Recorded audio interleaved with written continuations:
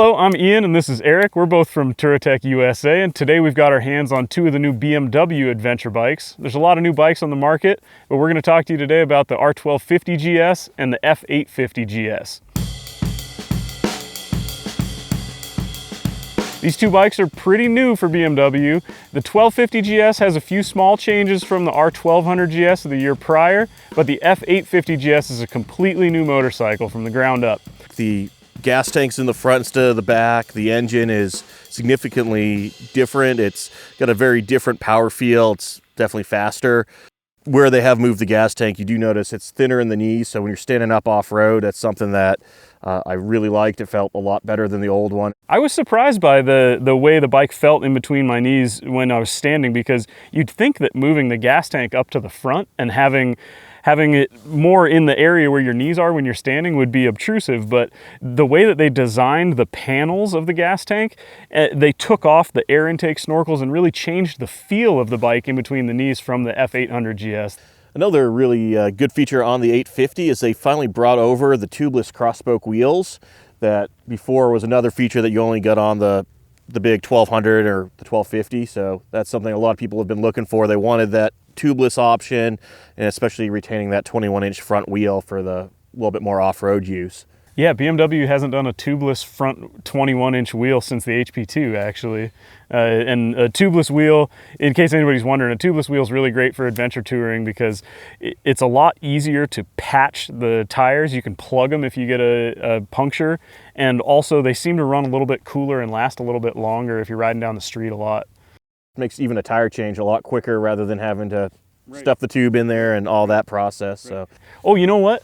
I bet the reason they've done it on them is because it's way easier to have tire pressure monitoring with a tubeless wheel than it is with a tube.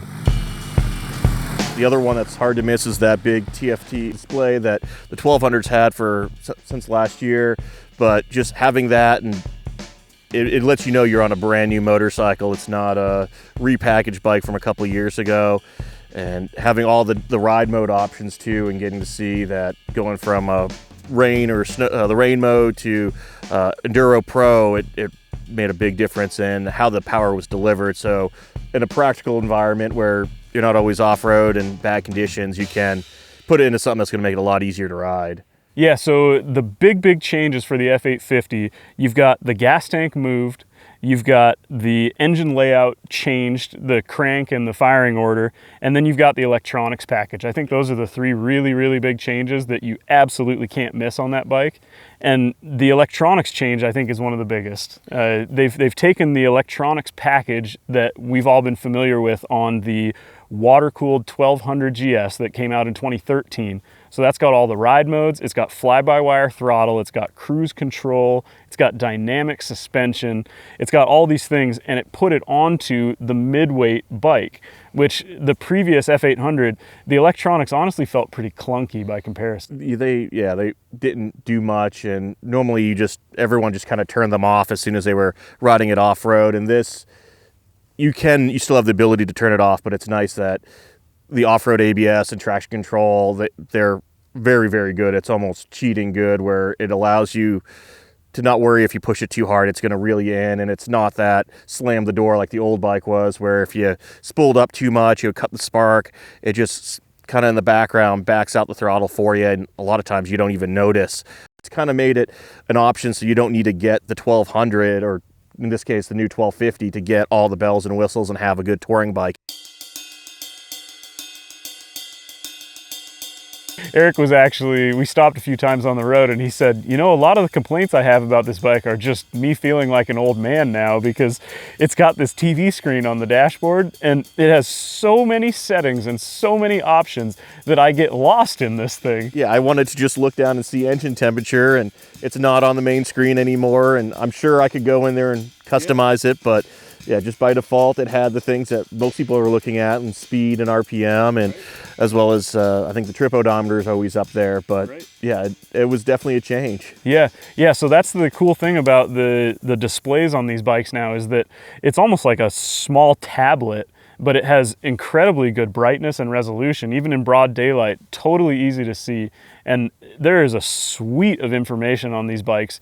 They even have Bluetooth connectivity. So if you're running a headset on your helmet, you can play music from your cell phone through the dashboard of the bike into your helmet. You can receive phone calls or choose to ignore them while you're riding if that's what you like. It just gives you a lot more options and a lot more ability to integrate technology into your ride. I know they do have a lot of the diagnostic information that's going to be, you'll be able to access through that screen without having to bring it in, or either having a plug-in thing or having the dealer look at it. So you can see, I know they've been monitoring like brake pad life for, you know, since the water-cooled 1200s came out, and just an incredible thing to not have to go and pull the caliper and look at your pads. You can go, okay, I'm at 10%, I'm going to put some new brake pads on. I didn't even know that. Yeah, that's cool.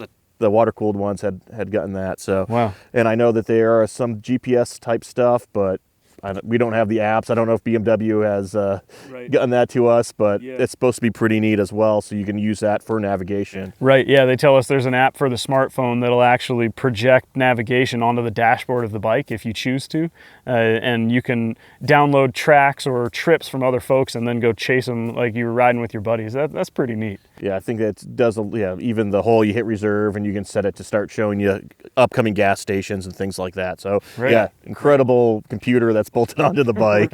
Right. To compare these two bikes, I'm not a very tall guy. I'm like 5'8" on a good day, you know, if I slept really well the night before. And this 1250 that we have here is actually the rally version with the sport suspension, as BMW calls it, and that is the adventure height suspension onto a GS bike. So we've got the small gas tank, we've got the tall suspension. It's great for riding off-road for a big adventure bike, but it's a lot of machine. I find myself kind of struggling to reach the ground from time to time. And I will say the R1250 GS feels like a big motorcycle when you're sitting on it and trying to push it or trying to turn it around. Yeah, it feels like the traditional big 1200 class bike, be it any of them, the Super Tenere or even the big V-Strom or the big even 1290 KTM feels like a big bike. I mean, they are big bikes, but it feels every pound of it. It does. Yeah, and speaking of every pound of it, we hung this on our scale at Touratech, and as you see it here without the panniers on it, it was 570 something pounds with a full tank of gas. So that's a lot of motorcycle. I will say though that as soon as you get that thing rolling, it's very nimble. The weight disappears just the same way the 1200s always have, really. Yeah, I think the boxer layout just really carries the weight low, so you don't have that top heaviness.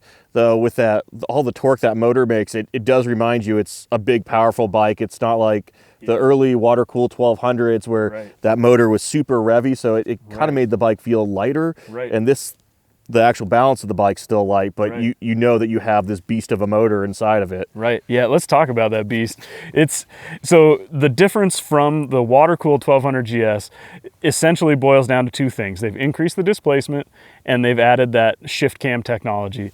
And from riding it, I think that the shift cam is really just about making the bike run a little bit smoother at low engine speeds, make a little bit more traction at low throttle openings, because as soon as you crack that thing open, it is making more power everywhere than the 1200 did. Yeah, it's completely different motor. Like, I can't believe it's a 1200 or 1250, but the big boxer motor, it's just a different characteristic than any of the previous ones. Right, yeah, it's the previous version water-cooled 1200 GS, right off the bottom, it made power, you know, it had power there, but it really got snappy as you spooled it up into the mid-range, and it was a powerful engine. There was no doubt about that. It made a lot of torque. But this 1250, right off the bottom, it hits you with a wall of power, and I was surprised how much more power this thing makes than the 1200. It was just really noticeable there, and like I said, it felt like a completely different bike. It didn't feel like what I expect a big beamer to do. Right. Yeah, and now they say that it's supposed to be more fuel efficient also than the previous generation. We haven't put enough miles on it today to really check the mileage, but who knows? We might learn more about that in the future.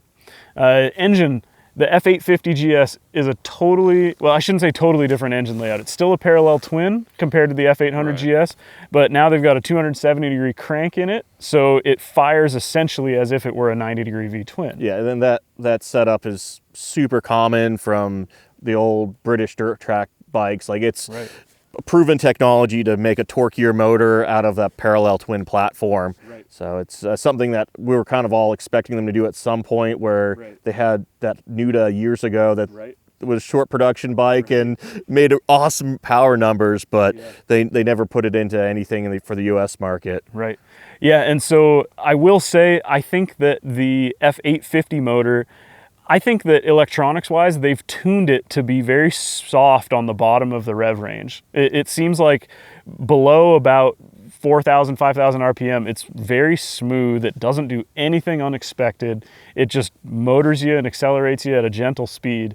And then when it hits that mid-range, I feel like they unleashed the power in that thing, and it is snappy now. It's snappy. I think it's still a very linear power band. Not as much as the 800, but much more so than like the big KTMs, where Absolutely. those really rocket off once you get them through the mid range or get them off the bottom end. And this, it's still, you do get that really snappy, torquey power up top, but it's easy to ride. It's not that light switch or more light switch type power. So they kept it a very rider friendly platform, but they made it a little more exciting, where I wouldn't call this a boring motor, where the old F800, if you were really trying to rev it out, it didn't seem to want that. It wanted you to ride it kind of in that low to mid range. And this one doesn't mind if you use all the way to red line. Yeah, absolutely.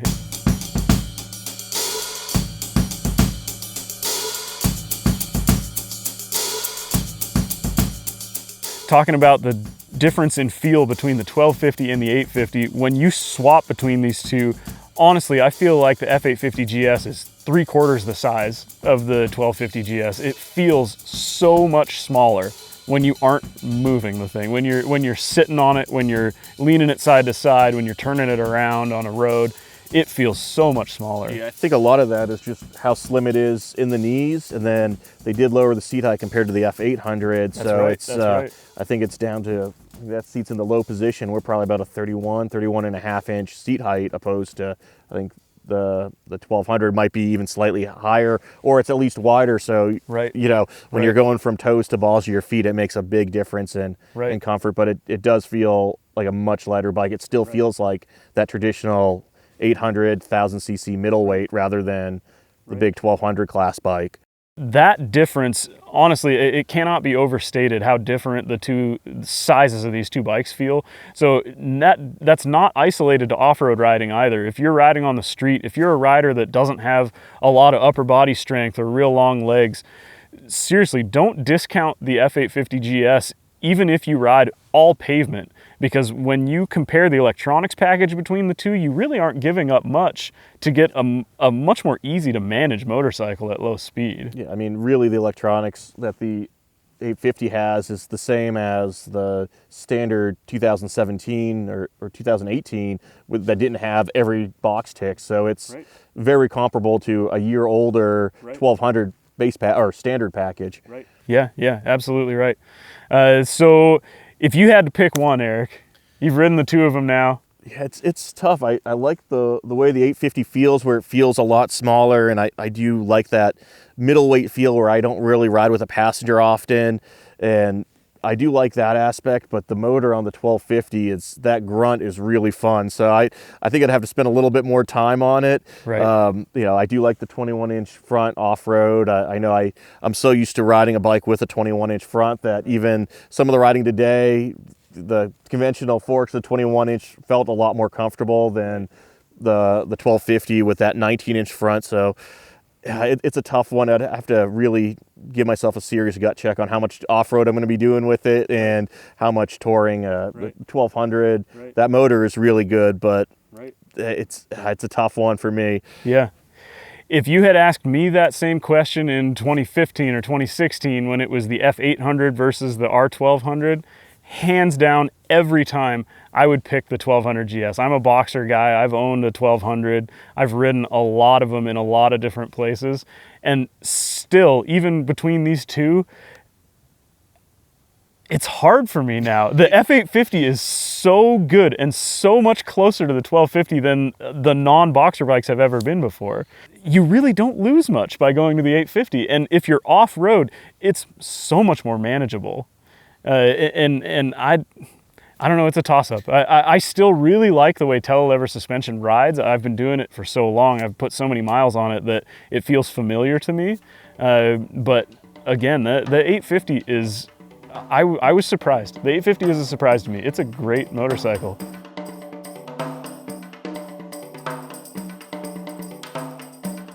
So Eric, you've never been a telelever guy, you've never been a boxer guy. After riding today, would you go so far as to say that the R1250 GS is also a great motorcycle? Putting me on the spot. I am putting you on the spot. It has its applications, and I think I'm just not the target customer for it. That's the best we're gonna get out of him.